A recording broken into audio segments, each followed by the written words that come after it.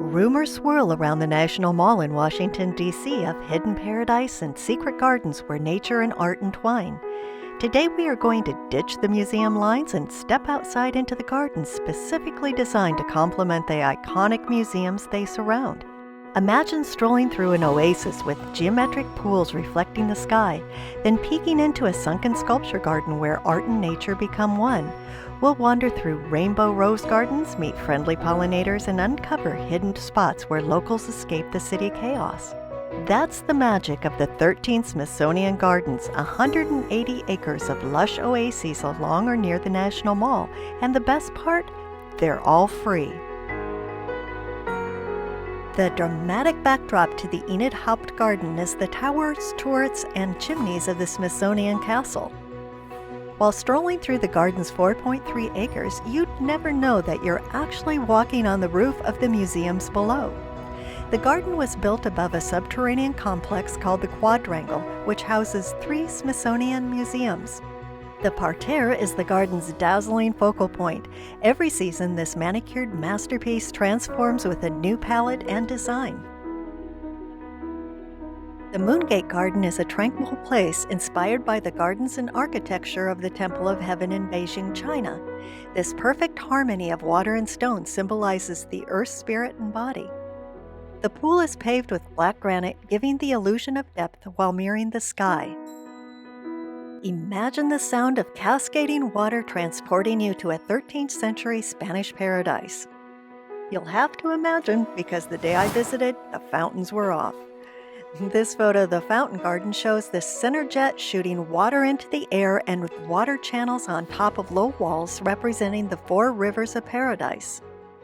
All 3 gardens are a testament to the passion of Enid Haupt, a woman who believed in the power of nature to heal and inspire. Her generosity planted many seeds of beauty from rooftop havens to rescued conservatories. Her passion and largesse benefited many around the world. The Katherine Folger Rose Garden is where nature crafts the most exquisite scents, perfuming the air right in front of the Smithsonian Castle. These roses are modern marvels, each carefully chosen for their dazzling blooms and intoxicating scent. The garden uses gentle, eco-friendly methods to keep things healthy. It's a celebration of beauty that thrives in harmony with nature, just like the woman who inspired it. This garden is a tribute to Katherine Folger, a true supporter of horticulture and the Smithsonian spirit. There is one more hidden Smithsonian garden just steps away. It's a private sanctuary tucked away within the walls of the Freer Gallery of Art. It was designed in the Italian Renaissance style by renowned architect Charles Platt alongside art collector Charles Freer in 1918. Freer wanted visitors to view the courtyard from many vistas as they moved through the art galleries. The focal point is a polished granite fountain quarried from South Dakota that stands in the center of the courtyard. The courtyard recently underwent refurbishment. This drawing shows what the garden will look like when the plants mature. The Mary Livingston Ripley Garden was my favorite of the Smithsonian Gardens. A majestic fountain presides over the central courtyard.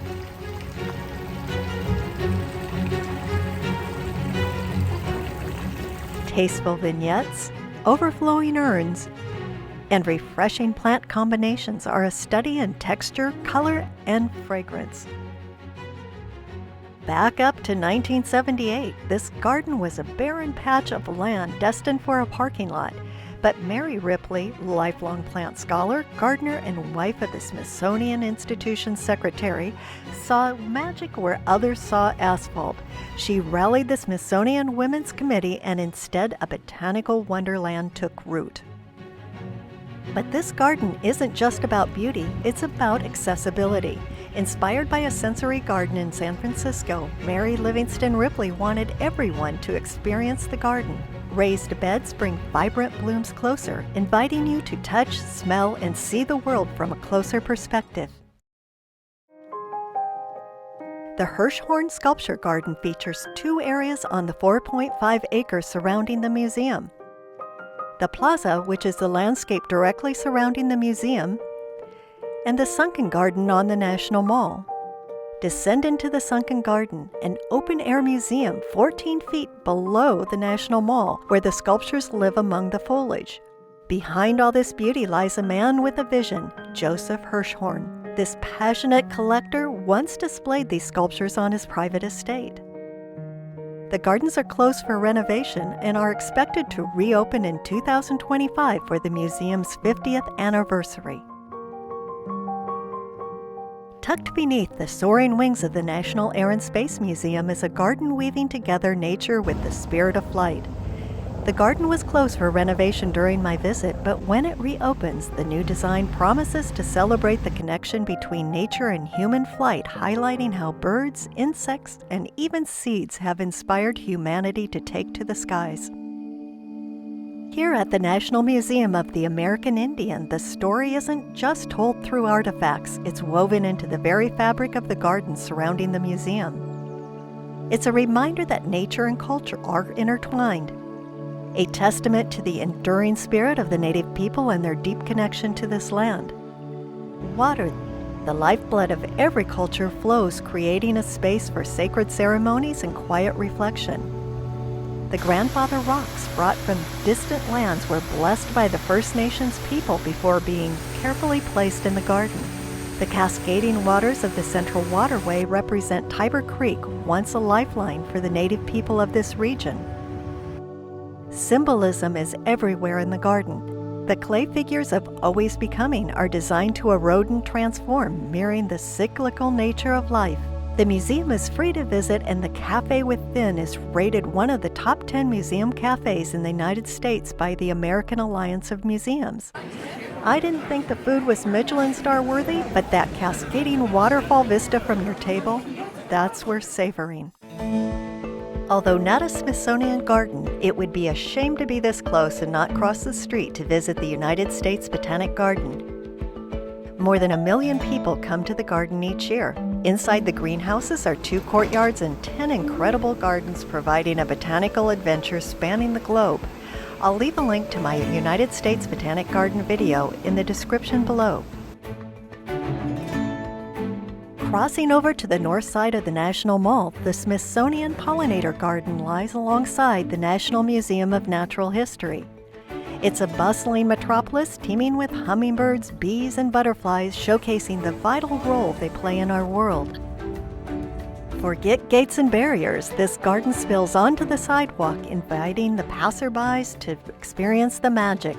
Eye-catching displays and playful signs pollinate the public with knowledge. At the end of the block, nestled around the Smithsonian National Museum of Natural History, is the urban bird habitat, where feathered friends find food and shelter. Each native plant, every blade of grass, plays a crucial role in this urban ecosystem. Despite a large vent in the bird habitat that was loud and distracting, the bird chatter in the area was still audible. In this little oasis, humans and birds share the stage. Even in the concrete jungle, the melody of nature can always be heard. The Smithsonian Victory Garden at the National Museum of American History is a living portal to World War II, when backyards were transformed into battlefields, not with guns but with shovels and seeds. These gardens were lifelines as the nation came together, joining hands to cultivate a victory on kitchen tables across the land. The gardens are a recreated World War II-era plot planted with heirloom vegetable and flower species. The garden maintains its relevance today as the desire for high-quality organic-grown produce is increasing in demand. The Common Ground Garden in front of the National Museum of American History highlights 4 landscape themes in raised stone planters honoring memory, providing healing, promoting discovery, and inspiring ingenuity. It's the plants brought here by many people from many places that make up the American landscape. Here beside the National Museum of African American History and Culture lies a garden representing resilience, hope, and an enduring spirit. The mighty live oak stands prominently in the Smithsonian Garden. In American history, its branches have sheltered generations, offering solace and unwavering resilience, a living testament to the strength that lies within every soul. Beneath the canopy, 450,000 purple crocuses wash over the landscape in the spring in silent celebration of renewal. After walking around the gardens all day, I almost skipped this last Smithsonian Garden because it was an additional 15-minute walk north and my feet were begging for mercy. But what a mistake that would have been. Walking through the doors of the National Portrait Gallery into the Kogod Courtyard, I found a haven beneath a shimmering glass crown where trees, shrubs, and flowering plants thrive in marble planters. Imagine a cathedral of light built of glass and steel. The Courtyard Garden is the signature element joining the north wing of the Smithsonian American Art Museum and the south wing of the National Portrait Gallery. This modern marvel gives the courtyard a soft glow while maintaining a year-round temperature of 72 degrees. Thin sheets of water flow across an imperceptible quarter-inch slope, reflecting the roof above and adding a mirror-like finish to the tile. This Guide to Smithsonian Gardens by Carole Ottesen tells the story of the remarkable Smithsonian Gardens with engaging photos. The Smithsonian Gardens website offers interactive maps, garden guides, events, and insider tips on making the most of your visit. Hi, I'm Kim, the Garden Travel Guide.